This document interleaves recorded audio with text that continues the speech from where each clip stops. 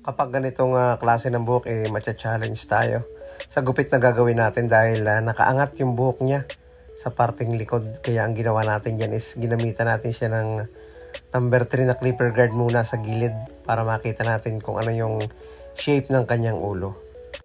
Kung inyong mapapansin ay iba yung ating background, nasa Ronis Cutters tayo sa Malinta branch opening nila at ating pinasyalan at tayo ay doon gumupit.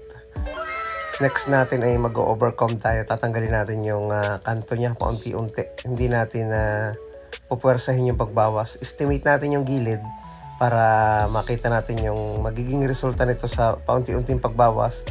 Dahil yung mga ganitong klase ng buhok ay paminsan-minsan ay umaangat yan kapag napwersa yung pagbawas natin. Ginamitan natin ng 1.5 na clipper guard sa gilid para yung pagnipis na gagawin natin is hindi mapwersa. Isang followers natin from Manila pa yung ating ginugupitan, nalaman nila na nandun ako kaya pumunta sila dun sa barbershop para ma-experience nila at hindi na sila pumunta ng Laguna. Pagkatapos natin gamitan ng 1.5 na clipper guard, syempre is gagamit tayo ng trimmer, gagawa tayo ng lines. Ang gagawin natin dyan yung low taper lang pero medyo manipis yung version ng low taper pagdating dito sa may likod ng kanyang tenga. Dahil syempre manipis nga yung kanyang buhok. Hindi parehas yung tubo nito, may parting makapal lalo na sa may parting likod. Kaya ibabalansin natin ito at ninipisan na lang natin yung gilid na parang barber's cut yung magiging pagka-taper nito. 0.5 na clipper guard para maging balance yung pag-blend.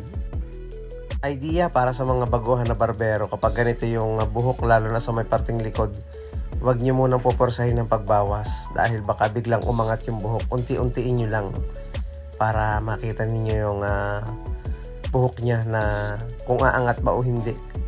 Bawasan nyo muna yung pinakang ilalim nito. 0.5 yung ginamit natin dyan. And then pwede naman natin tanggalin yung clipper guard niyan para mabura natin yung pinakang lines nito.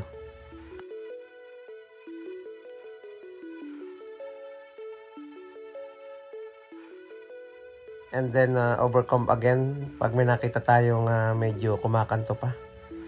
Napakasimple lang ng ganitong pamamaraan.